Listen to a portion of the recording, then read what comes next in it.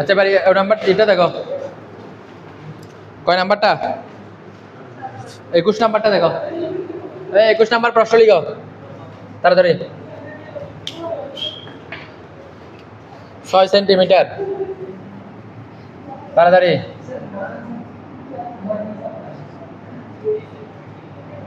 ব্যাসার্ধ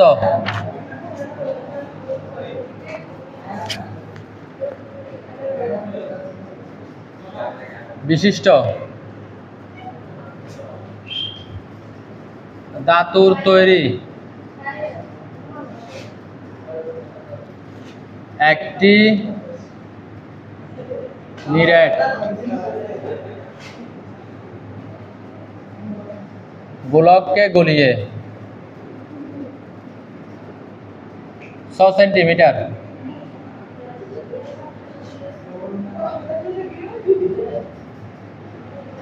ব্যাসার্ধ বিশিষ্ট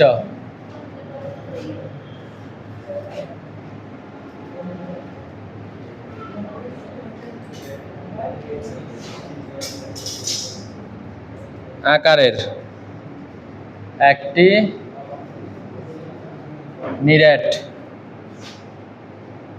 দণ্ডে পরিণত করা হলো। আনসারে কি বাইর করতে বলছে? দণ্ডের কি দৈর্ঘ্য নির্ণয় করো। দণ্ডের দৈর্ঘ্য কি করো? একটা একদম সহজ। দণ্ড মানে লোহা বুঝাইছে যে এটা ছিল একটা গোলক, ভালো করে খেয়াল কর। কি ছিল? একটা লোহার একটা গোলক ছিল, যেটার ব্যাসার্ধ ছিল কত? 6। এখন এটাকে যখন আমরা আগুনের মধ্যে ফোড়াবো, এটা ফোড়াই কি করবে? একটা 6 সেন্টিমিটার ব্যাসার্ধের একটা কি বাইরে বানাই ফেলবে, একটা লোহার দণ্ড। মানে তার মানে এটা এই ধরনের একটা দণ্ড হয়ে যাবে। লোহার একটা কি হয়ে যাবে? লোহা কিন্তু বৃত্ত, জানো? লোহার আগা থেকে গোড়া পর্যন্ত বৃত্ত, সেজন্য এটাকে বলে সমবৃত্ত বেলন, গোলক না। আবার লোহার অপর নাম কি জানো? লোহার অপর নাম কি? লোহার যে শিকল গুলো আছে, আরএফএল এর যে পাইপ গুলো আছে, সোজা যে কোনো পাইপ, এগুলো সব পত্রে সমবৃত্ত ভৌমিক বেলন। আর একটা নাম বলো, তুমি চাইলে এটাকে এক নামে সিলিন্ডার বলতে পারো। সেখানে সিলিন্ডার লেখা নাই? অনেকে সিলিন্ডার বলে যে কোনো ইয়া মনে করে, একটা বক্স মনে করে। না না, এই সিলিন্ডার বলতে এটা বুঝাইছে যে তাহলে ছিল গোলক, হয়ে গেছে একটা লোহার দণ্ড। যখন গোলক ছিল তখন গোলকের আয়তন, যখন সিলিন্ডার ছিল তখন সিলিন্ডারের আয়তন। আচ্ছা, আমি এটা থেকে এটা বানাইছি, এই দুটো একই কথা না? তারপরে এটা সমান এটা লিখা যায় না? 4/3 পাই আর কিউব, এটা সমান, এটা সূত্র বলো। এটার আয়তনের সূত্র কি? পাই আর স্কয়ার এস না? হ্যাঁ ঠিক আছে, পাই আর স্কয়ার এস। এই এসটাই বের করতে বলছে। দণ্ডের কি বের করতে বলছে? দৈর্ঘ্য।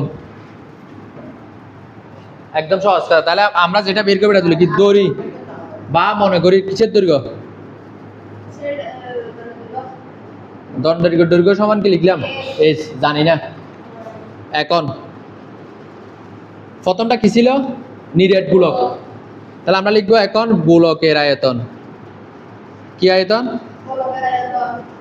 গোলকের আয়তনের সূত্র কি? 4/3 পাই আর কিউব। আচ্ছা, আমরা যখন গোলক বলছি তখন এর ব্যাসার্ধ কত ছিল? 6। তাহলে 4/3 পাই কি কিউব? 6 কিউব। তাহলে 4/3 কত? 36। 36 এর উপর কিউব দাও, কত? 216 পাই। এটা রেখে দিই। আবার গোলক থেকে কি বানাইছি? একটা দণ্ড, সিলিন্ডার আর কি। তাহলে আমরা লিখব নিরেট দণ্ডের আয়তন বা সিলিন্ডারের আয়তন। সিলিন্ডারের আয়তন পাই আর স্কয়ার এস। পাইটা রেখে দিলাম, আর এর মান কত? আবার 6 ইন্টু এস, জানি না। 6 কত? 36 পাই এস। আগে ছিল গোলক, হয়ে গেছে সিলিন্ডার বা একটা দণ্ড। এখানে তুমি দণ্ডের আয়তন লিখতে পারো, নিরেট দণ্ডের আয়তন লিখে যাবে, সিলিন্ডারের আয়তন লিখে যাবে। এবার এই আগে গোলক ছিল, বানাইছি সিলিন্ডার, দুটোটার একই কথা না? তাহলে আমরা কি লিখতে পারি? প্রশ্ন মতে কি লিখতে পারি? প্রশ্ন মতে এই দুটোটা হচ্ছে সমান। তাহলে এবার লাস্ট লাইন দেখো, প্রশ্ন মতে আমি কি লিখতে পারি? 4/3 216 ফাই সমান আমি লিখতে পারি 36 ফাই এস। লিখা যায় না? অবশ্যই লিখা যায়। এবার দেখো এ ফাই আর এ ফাই কি মনে মনে কাটা, এবার আমার মধ্যে কেটে দিও না, মনে মনে বাদ। তাহলে আছে কি 4/3 ইন্টু কত 216 সমান 36 এস। এখান থেকে কার মান বের করবো? যে এস এর মান কেমনে বের করবো? এসটা রেখে দাও 36, এই 5 থেকে 5 আসলে কোথায় আসবে বলো?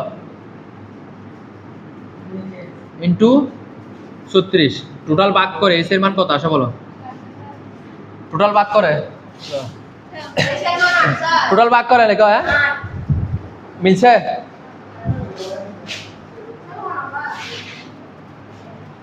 আনসার মিলছে কিনা দেখো তো। এটা কয় নাম্বার ছিল? যে হ্যাঁ, সুতরাং 8 সেন্টিমিটার। এই প্রশ্নটা আরো কিভাবে আসতে পারে? এখানে 6 না দিয়ে অন্য আরেকটা মান দিতে পারে। এখানে 6 না দিয়ে অন্য আরেকটা মান, এটা বলতে পারে 6 সেন্টিমিটার ব্যাসার্ধ বিশিষ্ট একটি নিরেট গোলক গণে 3 সেন্টিমিটার বিশিষ্ট একটা কি বানাইলাম? সিলিন্ডার বানাইলাম। এটাও বলতে পারে। এটা তাই না, দুটোটা 6 হইছে, ভিন্ন হইতে পারে না, মান পাল্টে দিবে। এই অঙ্কগুলো একদম সহজ, মানে সহজ, এর চেয়ে সহজ অঙ্ক আর হইতে পারে না। তুমি শুধু সূত্র লিখবা, মান বসাবা, সূত্র লিখবা, মান বসাবা, করো।